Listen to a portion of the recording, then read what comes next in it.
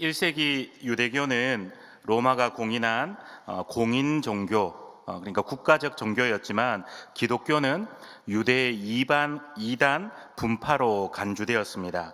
그런데 히브리서는 유대인들 중에서도 예수님을 믿어 그리스도인이 된 유대인 그리스도인들에게 보내어진 편지가 바로 히브리서입니다. 그래서 유대인들 중에서 예수님을 믿어 그리스도인이 된 순간 로마의 정치적 압박과 동족인 유대인들의 종교적 배척에 이중 박해를 유대인 그리스도인들은 받아야만 했습니다. 대표적인 박해 몇 가지만 소개해 보려고 합니다.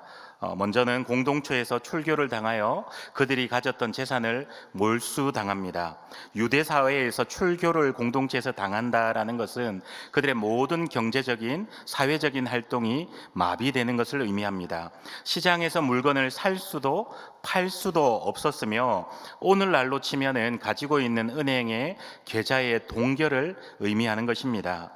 요즘 보이스피싱의 한 방법으로 특정 계좌에 보이스피싱 범인들이 돈을 소액을 보내버리면 그 돈이 입금이 되어진 계좌는 어떠한 거래도 불가능하도록 계좌가 잠긴다라고 하는데, 이런 피해를 입은 피해자들의 그 피해가 고통이 굉장히 극심하다라고 합니다.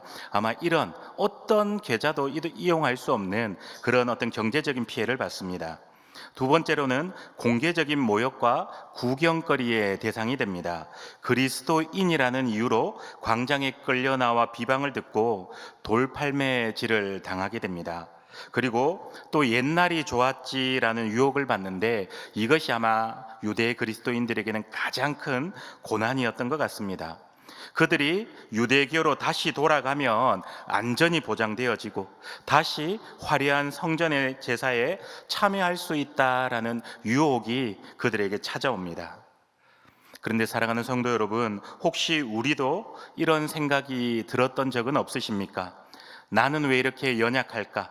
내가 예수님을 믿기는 하지만 내 믿음이 왜 이렇게도 쉽게 흔들릴까? 하나님께서는 정말 나를 도와주실 수 있는 능력이 있는 것일까? 차라리 내가 예수님을 몰랐을 때는 내 마음이라도 편했는데, 차라리 내가 예수 믿기 전에는 내 마음대로라도 하며 살 수 있었는데, 아마 히브리서를 처음 받는 1차 수신자들의 독자들도 이와 비슷한 마음과 처지였을 겁니다. 예수 믿는 순간 집에서 쫓겨났고 그들의 유대 회당에서 출교당했습니다. 장사도 끊어졌고 재산도 다 몰수당합니다. 또 친했던 주변의 친구와 친지들로부터 손가락질 당합니다. 예수 잘못 믿어 집에 망조가 들었다, 그렇게까지 비난을 당합니다. 그래서 그들 가운데 믿음이 흔들리는 사람들이 생겼고, 실제로 예수 그리스도를 뒤쫓았던 믿음의 대열에서 이탈하는 사람들도 나왔을 것입니다. 그들 중에서 마음에 이런 생각이 들었던 사람들도 있었을 것인데, 내가 지금이라도 다시 유대교로 돌아가면 편하지 않을까? 내가 이렇게 예수를 별나게 믿을 필요가 있을까? 눈 한 번 감으면 내가 지금 당하고 겪는 모든 어려움들이 다 좋아지지 않을까? 그때 그런 마음과 생각을 가지는 유대의 그리스도인들을 향해, 그리고 오늘 이 시대를 살아가는 저와 여러분들을 향해 히브리서 저자는 이렇게 외칩니다. 돌아가지 마라. 너희에게는 더 나은 위대한 대제사장이 있다. 이걸 끊임없이 설득하고 변증해 나가는 것이 히브리서 7장의 중요한 영적 원리가 됩니다. 히브리서가 기록될 당시에 유대인 그리스도인들이 말씀에 붙들리고 말씀에 설득되었던 것처럼 오늘 이 자리에 같은 고민을 하고 있는 성도들이 계신다면, 동일한 성경에 기록되어진 당시에 성령의 음성이 오늘 이 시간 동일하게 들려주시고, 그때 붙들렸던 그 성령의 은혜가 오늘 이 시간 예배를 드리는 우리의 마음들을 붙들어 주셔서, 믿음이 흔들리신다면 오늘 주신 생명의 말씀을 통하여 영적인 흔들림이 멈추어지고 다시 복음 앞에서 올바로 세워질 수 있는 그 복음의 능력이 오늘 이 시간 우리의 예배를 통하여 이루어지기를 주님의 이름으로 축복합니다. 첫 번째 생각해 보려고 하는 것은 멜기세덱은 누구인가 하는 것입니다. 7장이 전반적으로 계속해서 멜기세덱에 대한 증언들을 하는데, 오늘 첫 번째로 그 멜기세덱은 누구이고 어떤 인물인가를 살펴보려고 합니다. 오늘 히브리서 저자는 다시 옛 유대교로 돌아가려고 하는 유대 그리스도인들을 붙들기 위해서 바로 예수 그리스도에 대해서 증언하고 바로 예수님을 드러내지 않고 그 중간에 성경의 기록 가운데 가장 신비한 인물 중에 한 사람이었던 멜기세덱이라는 존재를 설명해 나갑니다. 먼저 멜기세덱의 이름을 통해 우리가 발견할 수 있는 것들이 몇 가지가 있는데요. 첫 번째로 멜기세덱이라는 이름은 멜기와 세덱이라는 단어의 합성어입니다. 이 멜기의 원형은 멜렉인데 왕이라는 의미를 가진 단어입니다. 그리고 세덱은 의라는 단어를 가진 단어입니다.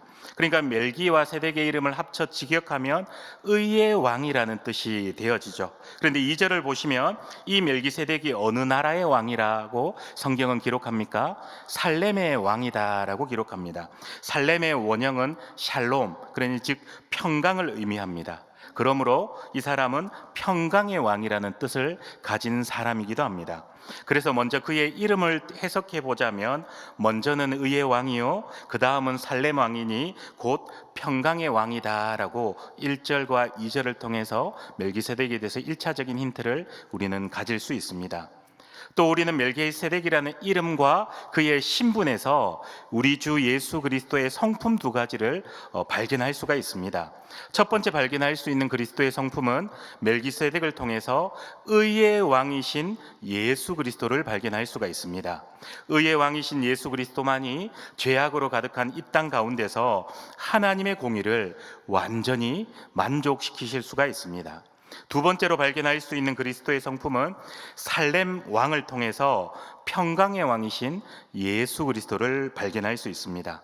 살렘의 왕, 곧 평강의 왕이신 예수 그리스도만이 하나님과 원수되었던 우리를 화목해 하실 수 있는 하나님이십니다. 그런데 여기에는 중요한 순서 하나가 있는데, 성경은 먼저 의의 왕이요 그 다음은 평강의 왕이다라고 기록합니다.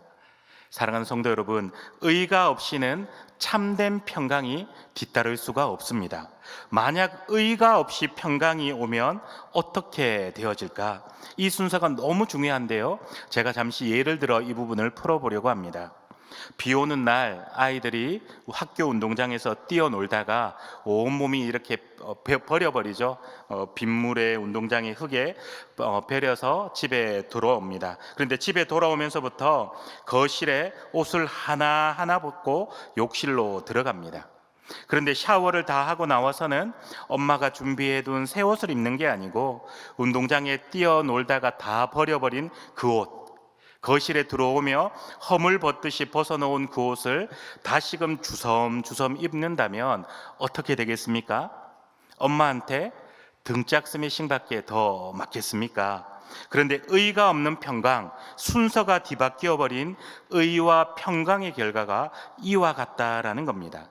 예수 그리스도의 십자가 보혈과 십자가의 의로 우리들이 깨끗해진 다음에 우리는 하나님께서 예비해 두신 평강의 옷을 입어야만 합니다. 우리가 예수님의 십자가 보혈로 씻김 받지 않고 우리가 아무리 평강의 옷을 입는다 하더라도 샤워 후에 우리의 몸은 깨끗해졌지만 여전히 더러워진 옷을 입는 것과 다르지 않다라는 겁니다. 그 결과 우리는 여전히 오물투성이의 옷을 입고 살아갈 수밖에 없습니다. 멜기세덱의 이름을 해석하면 의의 왕이요 평강의 왕이다라고 말씀을 드렸습니다. 그래서 예수님께서는 먼저 십자가에서 하나님의 의를 이루셨고 그리고 우리에게 평강을 주셨습니다. 여러분, 너무 중요한 영적 원리인데요, 십자가가 없는 평강은 가짜요, 회개가 없는 위로는 진짜가 아닙니다. 예수님은 진짜 의의 왕이시고 참 평강의 왕이십니다. 또 예수님께서는 인류의 모든 죄를 짊어지시고 십자가 제단에서 피를 쏟으시며 죽어가는 백성들과 아버지 하나님을 연결할 대제사장으로 이 땅에 오셨습니다. 이렇게 왕과 제사장으로 오신 예수님께서는 우리를 위해 모든 직무를 완벽하게 완수하셨습니다. 그 결과 본질상 진노의 자녀였던 우리가 예수님 안에서 이제는 의롭다함을 얻게 되어지고, 깊은 절망에 빠져 살아갈 수밖에 없었던 우리의 본질적 존재가, 우리네 인생들이 이 땅 가운데 누릴 수 없었던 완전하고도 완전한 평강을 누리게 된 것입니다. 그렇다면 여러분, 히브리서 저자는 왜 멜기세덱을 통하여 예수님을 말했던 것일까요? 오늘 설교는 너무 논리적인 부분들이 굉장히 지배하고 있는 본문 가운데 하나입니다. 그래서 어쩌면 우리가 가질 수 있는 질문을 제가 던지고 그 질문을 답하는 방법으로 설교를 좀 진행하게 되어질 것 같습니다. 왜 히브리서 저자는 그 유대 그리스도인들이 다시 역개종하려는 그들을 향해서 예수 그리스도를 직접적으로 설명하지 않고 멜기세덱이라는 중간에 어떤 인물을 통하여 예수님을 소개하는 것일까? 오늘 이 편지를 수신하는 유대인들이 삶의 현장에서 온갖 핍박을 받으며 신앙의 걸음을 주저하고 있었기 때문입니다. 다시 유대교로 돌아가야 하는지, 계속 예수님을 신뢰하며 따라가야만 하는지 갈등하고 있었던 그들에게 예수님께서는 우리의 죄를 위해 제사장으로 이 땅에 오셔서 십자가에서 피를 흘리신 분이시며, 왕으로 오신 그 예수 그리스도는 지금도 살아계셔서 온 천지 만물과 너희들의 인생을 주관하고 다스리고 계신다. 오직 예수님만이 너희에게 참된 의와 참 평강을 선물로 주실 수 있다라고 선포합니다. 사랑하는 여러분, 그런데 이 선포는 당시 1차 수신자였던 유대인들에게만 유효한 말씀이 아닙니다. 오늘 우리도 들어야 할 메시지이며 오늘 우리의 가슴에도 새겨야 할 말씀이라는 것입니다. 세상의 여러 가지 일들 앞에서 갈등하는 우리를 향해 하나님께서는 더 이상 머뭇거리지 말고 이 세상의 진정한 왕이시며 이 땅에 참 평강을 주실 수 있는 유일한 제사장이신 그 예수 그리스도만을 붙잡으라 말씀합니다. 사랑하는 성도 여러분, 이제 세상과 하나님 사이에서 더 이상 주저하지 마십시오.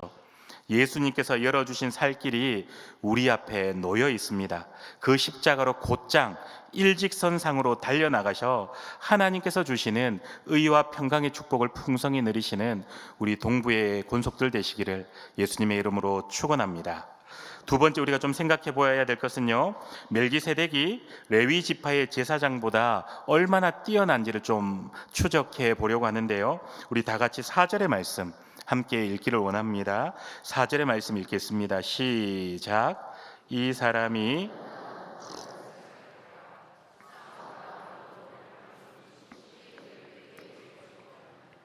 위대함을 이야기하는데 갑자기 뜬금없이 아브라함 10분의 1 높은가를 생각해보라, 1차적으로 받았을 때는 잘 이해되지 않을 말씀이 등장하죠. 그런데 이 부분을 온전하게 이해하기 위해서는 먼저 선행적으로 이해해야 될 두 가지 개념이 있습니다.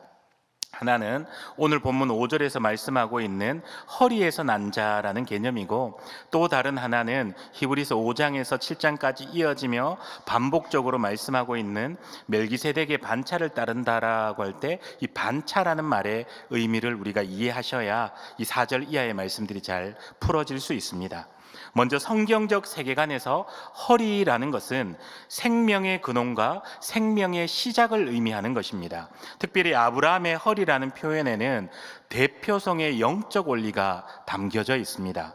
아브라함이 멜기세덱에게 11조를 드릴 때 아브라함의 증손자였던 레위는 아직 태어나지 않았습니다. 그러나 유대적 사고방식에서 후손은 자손들은 조상의 몸, 특별히 손조들의 허리 안에 이미 존재하고 살아있다라고 해석합니다.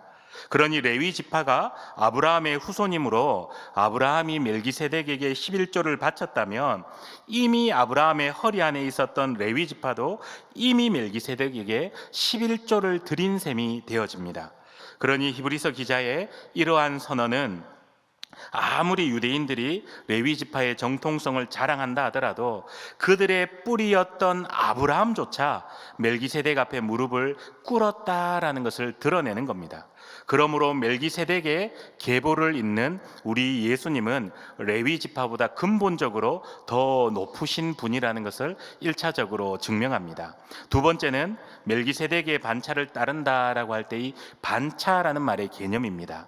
첫 번째로 여기에서 반차라는 헬라어 단어는 탁시스라는 단어가 쓰였는데 이 말의 의미는 질서, 계열, 계통, 직분의 어떤 체계를 의미합니다. 그러니 예수님은 멜기세덱과 같은 사람이라거나 멜기세덱을 예수님께서 뒤따라간다, 뒤쫓아간다라는 뜻이 아니라 멜기세덱과 같은 계열의 그런 어떤 영적인 존재 계열의 제사장직을 잇는 사람, 이런 의미가 바른 해석입니다.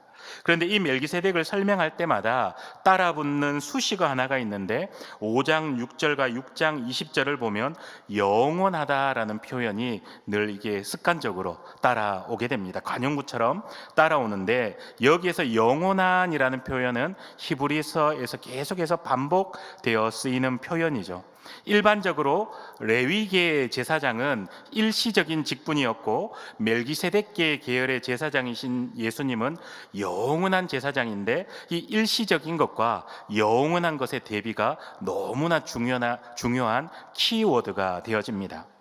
아론계의 제사장은 레위 지파 출신으로 유전적, 그러니 혈통적인 제한을 받을 수밖에 없었습니다.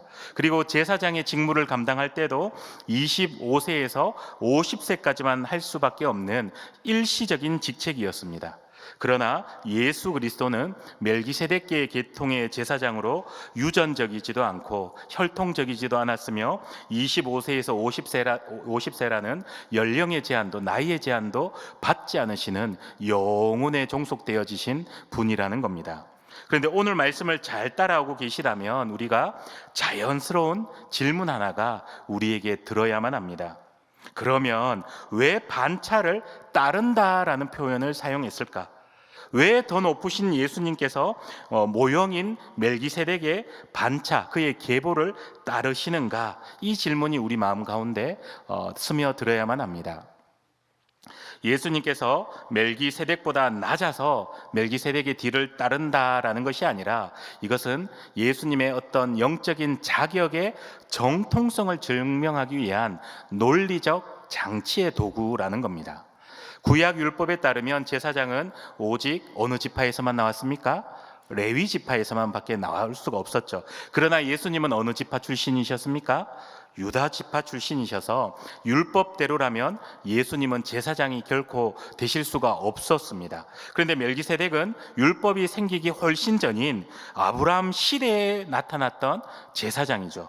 그래서 예수님께서 멜기세덱의 반차를 따른다라는 것은 나는 율법에, 그러니 너희들이 율법으로 제한해 두었던 레위 계통에 매여진 그러한 제사장이 아니라 하나님께서 친히 가려 뽑아 세우신 더 오래되고 더 근본적인 제사장이다라는 선언이라는 겁니다. 결국 멜기세덱의 반차를 따르는 예수 그리스도의 제사장 직분이 유대교의 그 어떠한 율법적 권위보다 우월함을 선포하고 있는 것입니다. 조금 어려우실 수 있는데요, 이 부분을 한 번 더 이렇게 좀 다듬어 드리고 정리해 보겠습니다. 왜 히브리서 기자는 굳이 복잡하게 멜기세덱의 이 반차를 이야기하고 있는 것일까? 그것은 우리 주님의 제사장 직분이 어쩌다가 생긴 것이 아니기 때문입니다. 우리 예수님의 제사장 직분은 창세 전부터 이미 계획되어졌고 아브라함 시대에 멜기세덱을 통하여 예표되었으며 마침내 예수 그리스도 안에서 완성되어진 것이라는 사실을 히브리서의 1차 수신자였던 유대인 그리스도인들에게 선언하고 선포하기 위함이었습니다. 이 두 가지 개념을 이해하시고 이제 히브리서 7장에서 가장 중요하게 분류하고 있는 부분인 11조와 축복, 레위계의 제사장의 한계를 다시 한번 살펴보면 이해에 도움이 되실 겁니다. 11조를 드리는 것과 축복하는 것을 먼저 좀 설명해 보겠습니다. 왜 아브라함이 멜기세덱에게 11조를 드렸는지 오늘 본문 4절에서 히브리서 기자는 자세하게 설명을 해줍니다. 이 사람이 얼마나 높은가를 생각하라. 여러분, 믿음의 조상 아브라함이 멜기세덱에게 11조를 드렸습니다. 여러분, 성경의 원리는 분명하고 명확합니다. 낮은 자가 높은 자에게 11조를 드리고 높은 자가 낮은 자에게 축복을 합니다. 그러므로 멜기세덱은 아브라함보다 높은 존재입니다. 창세기 14장의 기록을 보시면 아브라함이 조카 롯을 구하기 위해 자신의 집에 있었던 사병 318명을 데리고 단까지 올라가서 그돌라오멜과 그와 함께한 왕들을 파하고 돌아올 때에 멜기세덱이 떡과 포도주를 가지고 나와서 아브라함을 축복했습니다. 이때 아브라함이 전쟁에서 얻은 것에서 10분의 1을 멜기세덱에게 바치죠. 이것이 11조의 가장 오래된 기초요 근본이 됩니다. 또 7절의 기록을 보시면 논란의 여지 없이 낮은 자가 높은 자에게서 축복을 받는다라고 성경은 기록합니다. 그러면 멜기세덱이 아브라함에게 복을 빌었다라는 것은 누가 누구보다 높다라는 뜻입니까? 멜기세덱이 아브라함보다 더 높다라는 뜻입니다. 그런데 멜기세덱이 아브라함보다 높다라는 것은 아브라함의 자손 중에 하나인 레위 지파의 제사장들보다 멜기세덱이 더 우위에 있고 더 높다라는 뜻이기도 합니다. 아브라함이 멜기세덱에게 11조를 드렸을 뿐 아니라 멜기세덱이 아브라함을 축복했습니다. 축복은 위에서 아래로 흐르죠. 그러므로 레위계 제사장보다 멜기세덱이 훨씬 뛰어난 존재라는 것을 반증하고 있습니다. 두 번째는 레위계 제사장의 한계에 대해서 설명을 드리겠습니다. 레위 제사장들은 어떠했습니까? 그들도 죄인에 불과했습니다. 구약의 제사장들, 그러니 레위계의 제사장들은 결국에는 죽음을 피할 수가 없는 다른 이스라엘 백성들과 동일한 존재였습니다. 그리고 제사장이 죽으면 이스라엘 백성들은 새로운 제사장을 세워야만 했습니다. 또 레위 계통의 제사장은 혈통에 따라서 세워졌죠. 그래서 아버지가 제사장이면 아들도 제사장이 되는 시기입니다. 실력이 없어도, 믿음이 없어도, 믿음이 나빠도 혈통이면 되었습니다. 엘리 제사장 가문을 생각해 보십시오. 불의하고 심지어 부패에도 그 제사장직이 이어졌지 않습니까? 그러나 예수님은 혈통이 아니라 무궁한 생명의 능력을 따라 전적인 하나님에 의하여 세워진 사람이라는 겁니다. 이것이 레위계의 제사장과 멜기세덱계의 제사장이셨던 예수님의 차이였습니다. 오늘 마지막 세 번째로 좀 생각해 봐야 될 것에는 오늘 멜기세덱의 존재에 대해서 성경은 침묵하는 부분들이 있는데 성경의 침묵에는 하나님의 깊으신 뜻이 있다라는 사실입니다. 여러분 혹 침묵기라는 말을 들어보셨습니까? 이 침묵기의 시간은 구약 성경의 마지막 책이었던 말라기에서부터 신약 성경의 첫 번째 책인 마태복음까지 하나님께서 이스라엘 백성들을 향하여 그 어떠한 말씀도 들려주지 않으시고 어떠한 성경의 기록도 남기지 않으셨으며 말 그대로 문자 그대로 침묵을 하시는 시간입니다. 이 시간이 400년이나 이어집니다. 이 400년의 침묵기의 시간이 지나고 우리 주님이 이 땅 가운데 오셨습니다. 그런데 우리 주님이 오셨을 때 이스라엘 땅은, 이스라엘 백성들은 극심한 영적 암흑기에 처해 있었습니다.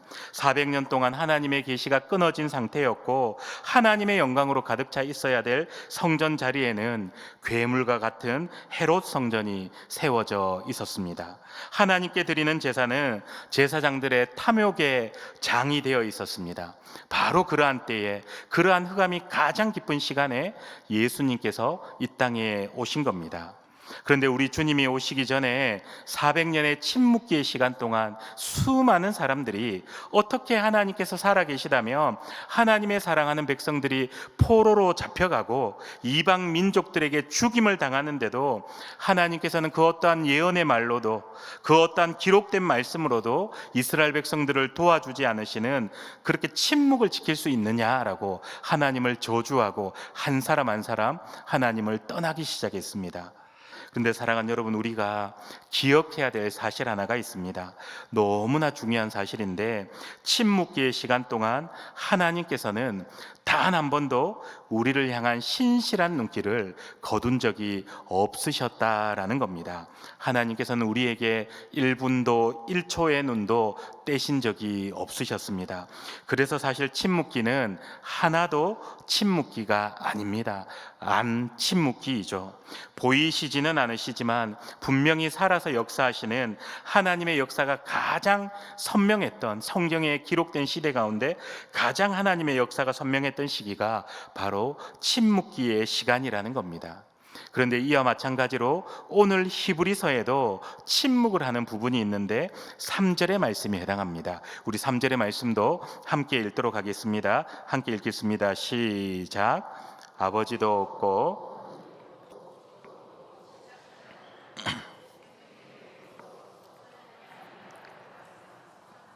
제사장으로 있느니라. 이 3절의 말씀은 사실은 우리가 멜기세덱에 대해서 알 수 있는 유일한 힌트에 해당하는 구절입니다.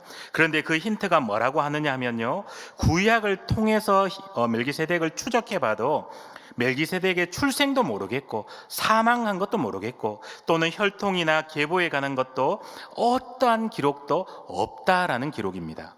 따라서 본절의 말씀은 멜기세덱이 실제로 부모도 없이 태어났다거나 실제로 죽지 않았다라는 그런 의미를 드러내는 말씀이라기보다는 멜기세덱에 관한 기록을 볼 때 신학적인 입장에서 영적인 의미에서 본다면 시작도 없고 끝도 없었던 존재라는 것을 더욱 드러내는 구절이라는 거죠.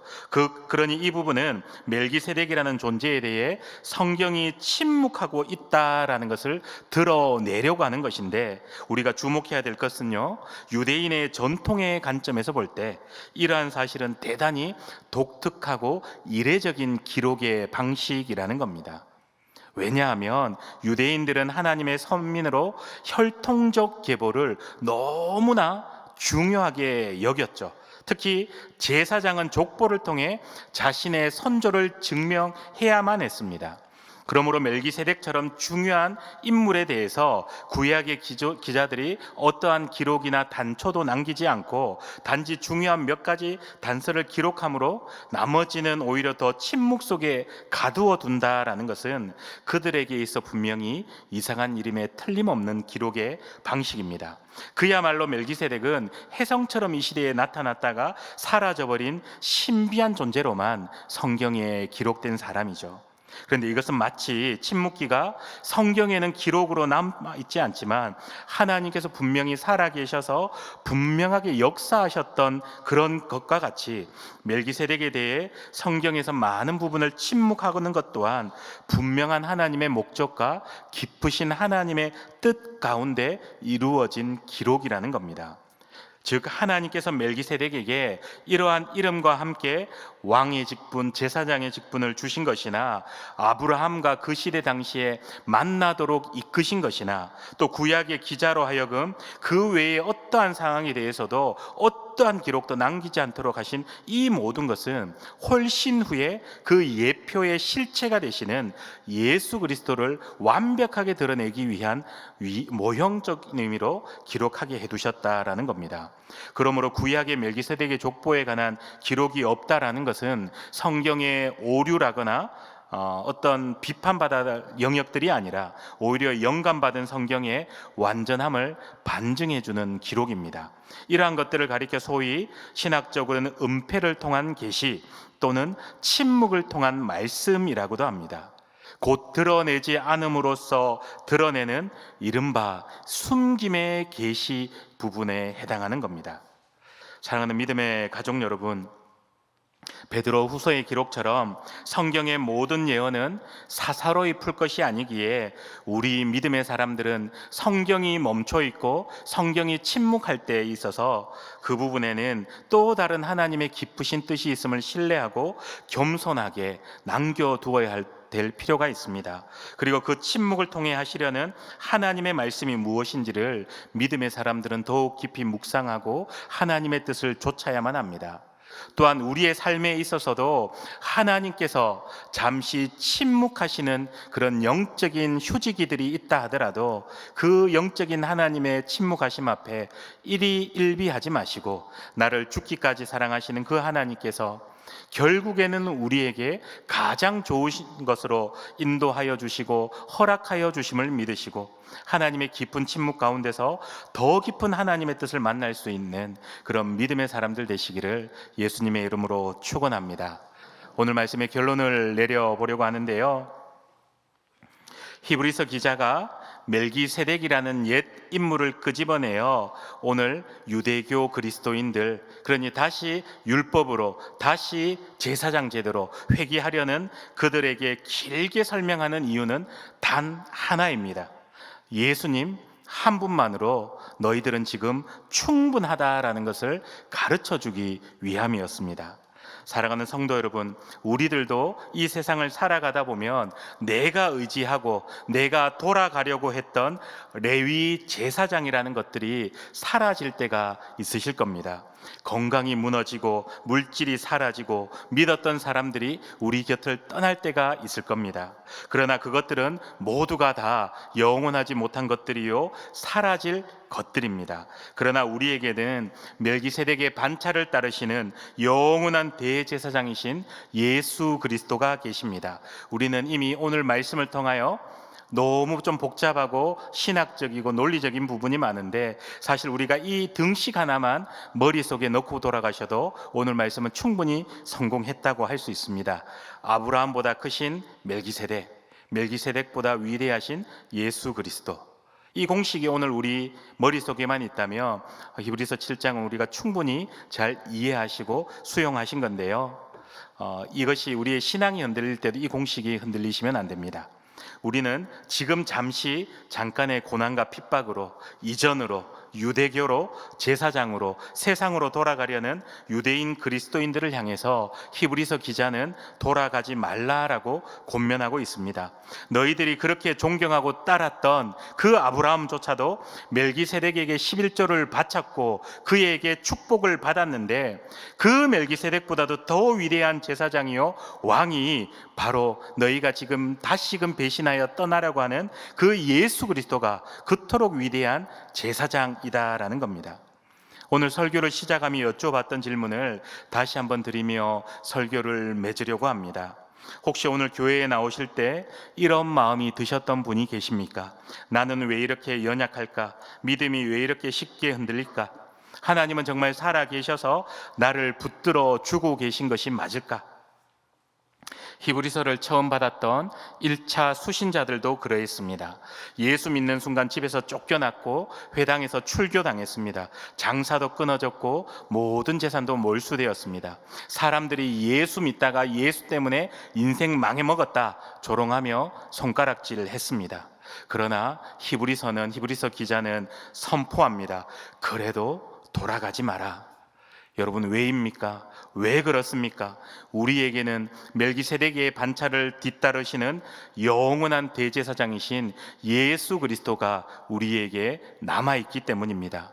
여러분, 사람은 변합니다. 제사장은 죽습니다. 성전도 무너집니다. 그러나 예수 그리스도는 죽지 않으십니다. 예수님은 교체되지도 않으시고요, 예수님은 실패하지 않으십니다. 여러분, 우리의 믿음이 때로는 약해져도 우리 예수님의 제사장직은 약하여지지 않습니다. 우리는 때로 기도 못해도 우리 주님께서는 여전히 우리를 위해 기도하고 계십니다. 우리가 세상의 근심과 아픔으로 눈물을 흘리고 있을 때 예수님께서는 지금도 성부의 보좌 우편 가운데에서 우리의 이름을 부르며 중보하고 계십니다. 십자가에 피 흘리신 그 손이 지금은 영광의 손이 되어 능력의 손으로 오늘도 저와 여러분을 덮으시고 연약해져 넘어져 쓰러진 우리의 옷깃들을 붙들어 주셔서 오늘도 다시금 설 수 있는 힘과 은혜를 베풀어 주십니다. 사랑하는 여러분, 의의 왕이시며 참 평강의 왕이신 그 예수 그리스도만을 이 땅에 한 번밖에 살 수 없는 우리의 인생 가운데 그 예수 그리스도만을 굳세게 붙들어 하나님 앞에 기쁨이요 세상 앞에 승리할 수 있는 그런 모든 믿음의 권속들 되시기를 예수 그리스도의 이름으로 축원합니다. 기도하시겠습니다. 사랑하는 하나님, 하나님께서 우리 아버지인 것이 참 감사합니다. 하나님을 아버지라 부를 수 있어서 우린 참 좋습니다. 하나님을 아버지라 부를 수 있어서 우린 참 다행입니다. 하나님을 아버지라 부를 수 있어서 우린 참 행복합니다.